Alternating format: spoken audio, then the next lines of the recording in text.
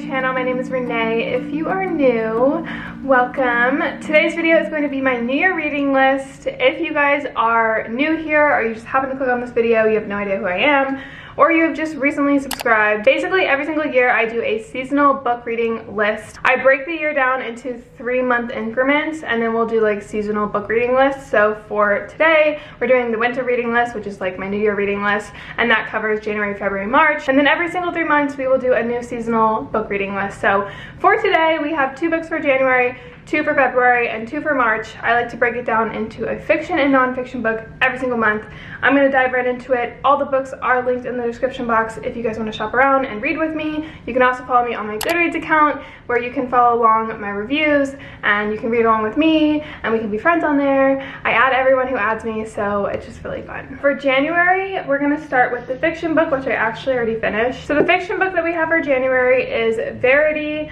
This is actually a really scary book. I found myself a few times reading it and I was like, I'm very uncomfortable right now. I want to put this down. It's also very creepy and eerie. There's a lot of sex in this book too. Lowen Ashley is a struggling writer on the brink of a financial ruin when she accepts the job offer of a lifetime. Jeremy Crawford, husband of best-selling author Verity Crawford, has hired Lowen to complete the remaining books in a successful series his injured wife is unable to finish.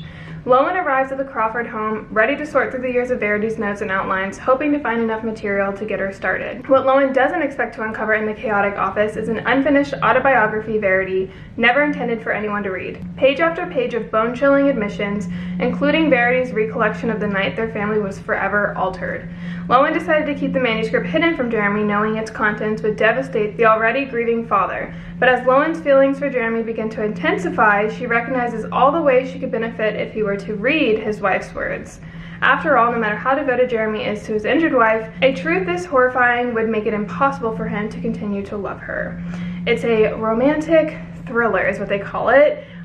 It was really good. It's definitely like a really quick, fast-paced book, and it's a really good story. Ending is pretty intense. And then for my nonfiction, I actually started this yesterday. This is Green Lights by Matthew McConaughey. I highly recommend to watch his Joe Rogan Experience podcast. That's what got me to want to read this.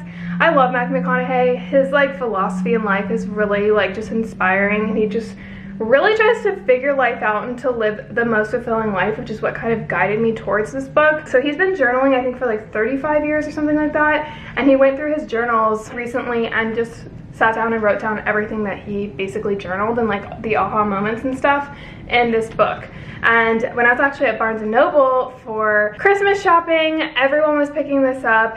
I even got chatting with a guy who picked it up, and he was like, is it as good as everyone says? I'm like, honestly, I haven't read it yet, but I'm so excited. I'm gonna read the inside. I've been in this life for 50 years, been trying to work out its riddles for 42, and been keeping diaries of clues to that riddle for the last 35.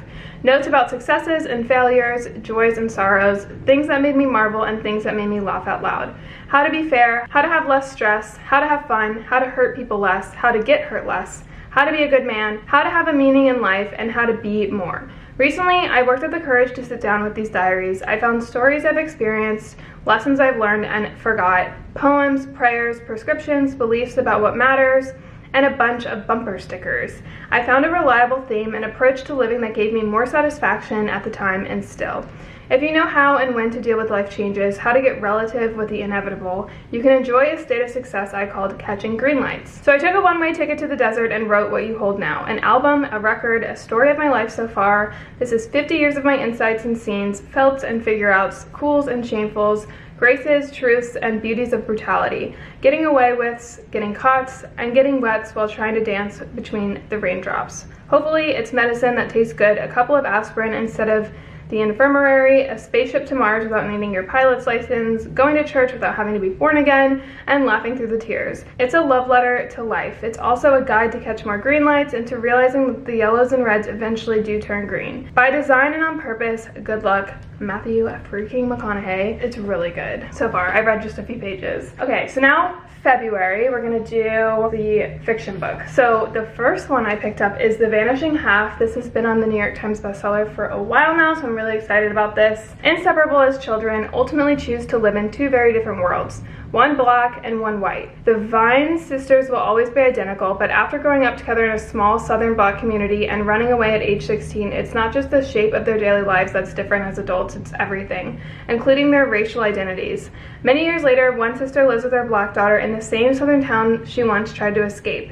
Across the country, the other secretly passes for white, and her white husband knows nothing of her past.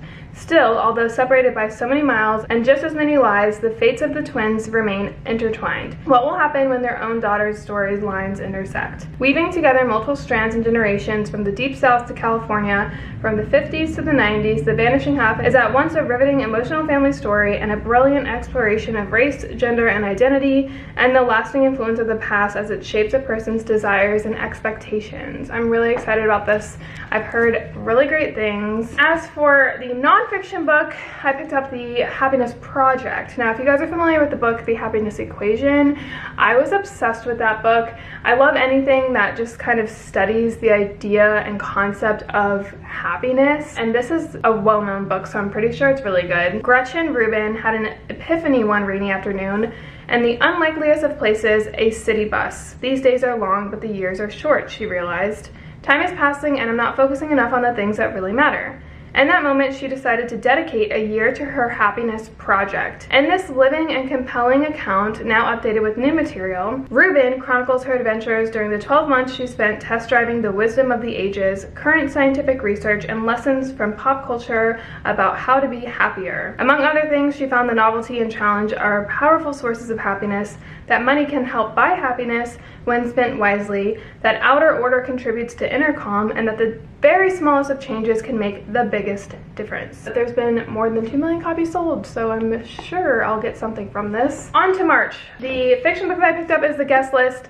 If you're an avid reader, you probably have heard of this book before. It's, again, one of the best sellers. I think it was actually on like a 2020 top book of the year or something like that, because I'm pretty sure this was copyrighted in 2020. Yeah, and I think so is this one, The Vanishing Half. So these were just like a no-brainer. This also won Reese Witherspoon's book club, which again, I love her books. It's the wedding of the year, but someone won't survive it.